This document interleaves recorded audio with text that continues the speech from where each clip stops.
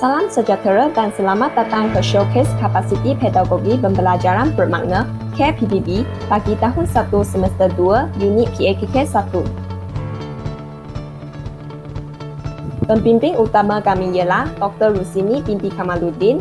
Kumpulan kami terdiri daripada saya, Jong Hei, Sarah Izzati binti Abdul Karim dan Yunis Yushini. Di sini kami sertakan beberapa orang pensyarah yang telah mengajar kami ke 6 kursus untuk pelaksanaan KPBB.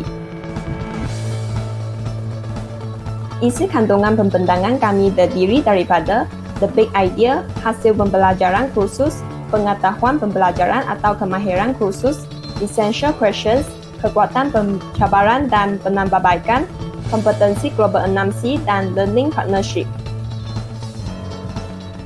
Kumpulan kami akan membentangkan hubung kait antara kursus PAKK 3213, PAKK 3203, PAKK 3333, PAKK 3323, PAKK 3052 dan EDUP 3033. Kursus-kursus ini digabungkan di bawah satu big idea, iaitu guru kreatif dan inovatif menjulang keunggulan pendidikan. Hasil pembelajaran kursus PAKK 3203 menekankan perkembangan fizikal awal kanak-kanak. PAKK 3213 menekankan kemahiran berbahasa. PAKK 3333 menekankan penghasilan rancangan perniagaan dan bahan inovasi yang kompetitif. EDUP 3033 menekankan pembentangan perancangan aktiviti pengajaran dan pembelajaran. PAKK 3323 menekankan penghasilan dan pengaplikasian bahan bantu mengajar dalam pengajaran dan pembelajaran. PAKK 3052 menekankan persembahan aktiviti seni dalam pendidikan dengan kit persembahan. Pelajar telah memperoleh banyak pengetahuan. Sebagai contoh, pelajar dapat membina BBM yang dapat meningkatkan kemahiran berbahasa serta perkembangan fizikal awal kanak-kanak. Pelajar dapat membina rancangan perniagaan dan bahan inovasi yang kompetitif, mempersembahkan aktiviti seni dalam pendidikan, serta membina perancangan aktiviti pengajaran dan pembelajaran masa kini. Pelajar juga dapat memperoleh kemahiran seperti menghasilkan, mereka bentuk, melaksanakan, mempersembahkan dan membentangkan.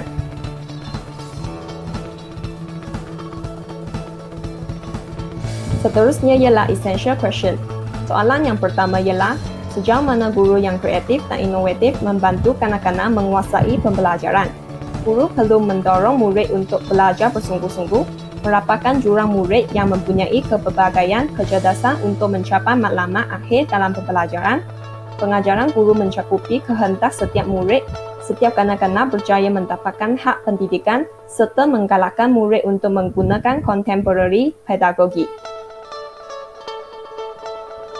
Di sini saya lampirkan contoh video bagi soalan 1.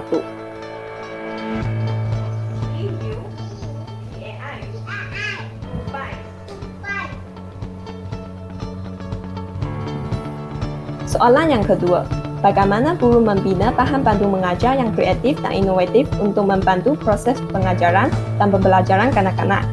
Guru perlu membina BBM yang sesuai dengan tahap perkembangan kanak-kanak, menarik minat kanak-kanak. Contohnya BBM yang berwarna-warni, bahan akses sendiri, iaitu bahan yang boleh digunakan oleh kanak-kanak tanpa bimbingan guru, kepelbagaian kegunaan, boleh diintegrasikan untuk subjek lain, serta dapat meningkatkan perkembangan kanak-kanak dari segi jeris, iaitu jasmani, emosi, rohani, intelek, dan sosial.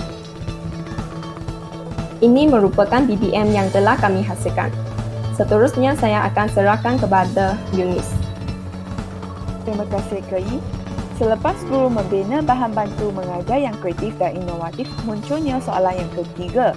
Bagaimana seseorang guru mengaplikasikan penggunaan bahan bantu mengajar secara kreatif dan inovatif dalam merancang aktiviti PDP yang berkesan dengan menggunakan pedagogi masa kini? Bagi merancang aktiviti PDP yang sesuai dengan tahap kanak-kanak, guru perlu mengenal pasti tahap dan kemampuan kanak-kanak terlebih dahulu. Kerana setiap kanak-kanak yang dilahirkan mempunyai perkembangan yang berbeza.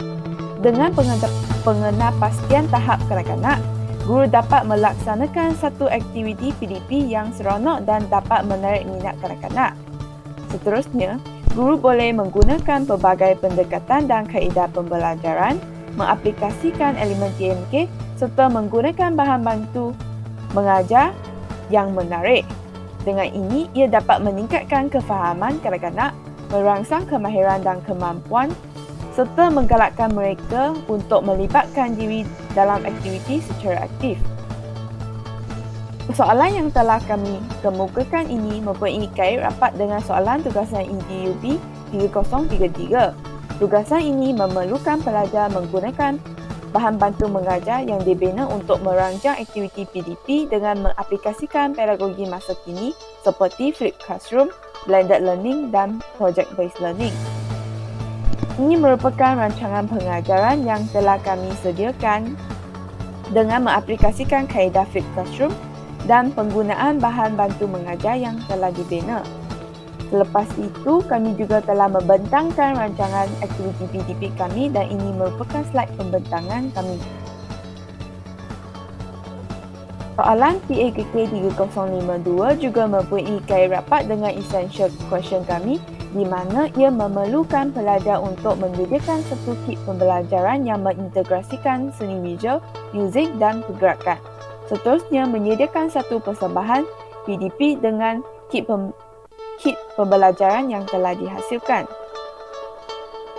Kami telah menyediakan beberapa aktiviti seperti aktiviti collage, aktiviti menyanyi, aktiviti meniru mimik pergerakan haiwan.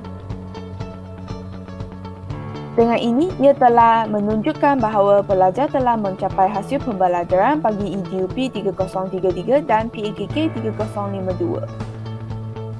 Soalan yang seterusnya, bagaimana sesuatu produk kreatif dan inovatif dapat dipersembahkan untuk menarik minat pelanggan terutamanya kanak-kanak?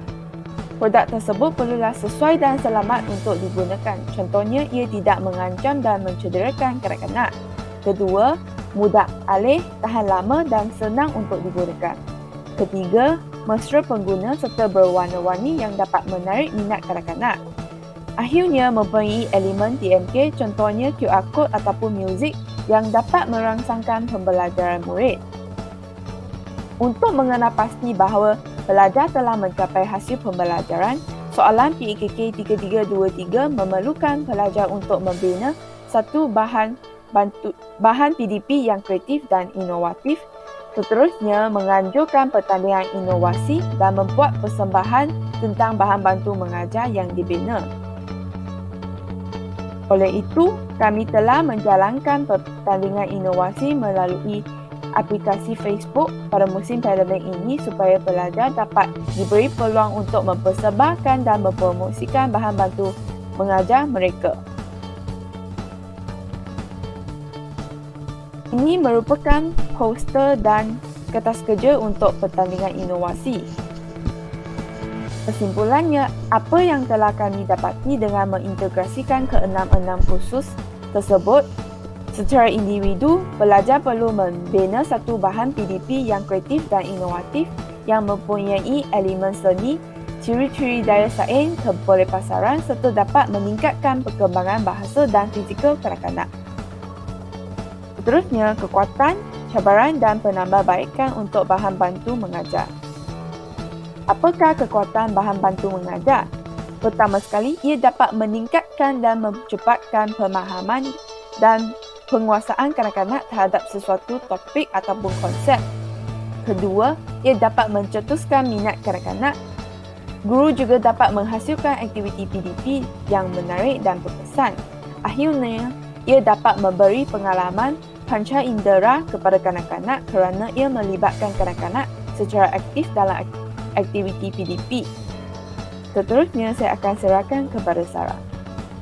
Terima kasih Eunice atas pembentangan sebentar tadi.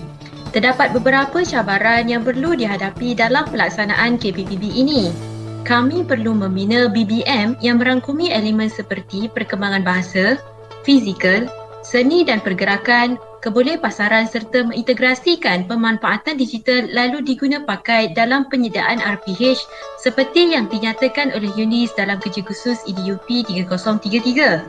Jadi bagi mendepani cabaran tersebut, Beberapa penambahbaikan perlu diambil seperti mempelbagaikan contoh bahan daripada laman web serta mengambil input daripada penilai selepas program inovasi ini dijalankan, serta bertemu atau merujuk individu yang pakar dalam keusahawanan.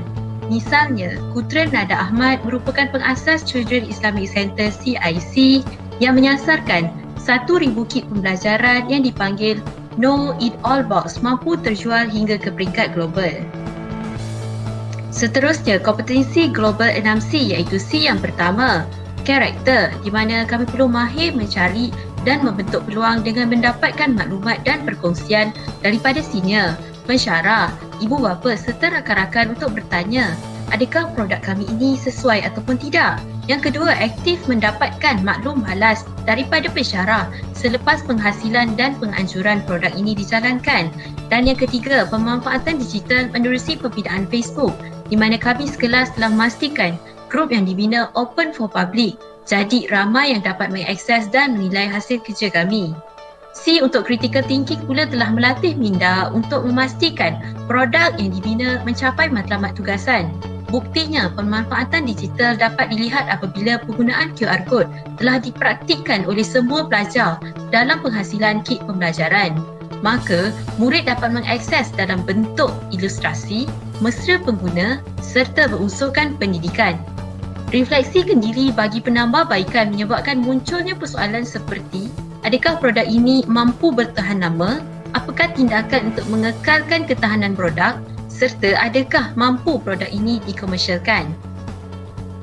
C yang seterusnya iaitu collaboration sangat ditekankan kerana kemahiran interpersonal seperti menyelesaikan masalah dan saling bergantung antara satu sama lain dapat dilihat. Perubahan norma baru yang menuntut rakyat untuk stay at home jadikan kemahiran sosial, emosi dan silang budaya berjaya dijemakan apabila masing-masing menggunakan pemanfaatan digital seperti medium Google Meet dan WhatsApp secara optimum supaya program dapat berjalan dengan lancar.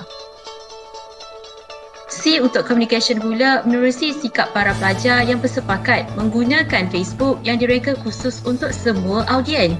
Pemanfaatan digital dalam komunikasi multimodal pula melalui gabungan kata-kata, image, video daripada YouTube untuk membentuk satu kit pembelajaran yang berinovasi. Refleksi antara pelajar pensyarah, pelajar-pelajar serta pelajar IPG K Tengku Ampuan Afsan dengan IPG kampus yang berlainan dapat memaksimalkan keberkesanan dalam komunikasi. C untuk kreativiti pula merupakan soalan inquiry yang bersesuaian dengan BBM berjaya dihasilkan di samping mengambil kira faktor status sosioekonomi di mana bahan tersebut mampu dimilik di samping mengekalkan kualiti dan kreativiti. Media sosial dan aplikasi interaktif pula menjadi punca utama pemanfaatan digital berjaya dijelmakan menerusi bahan yang dibina. C untuk citizenship juga sangat ditekankan kerana terdapat perkaitan antara penerima dan penyampai ilmu mampu dipersembahkan menerusi pertandingan inovasi. Berdasarkan gambar dilampirkan, walaupun terdapat perbezaan warna kulit, perhubungan antara guru dan murid mampu menyemai semangat kewarganegaraan dengan menggunakan bahan inovasi yang dibina.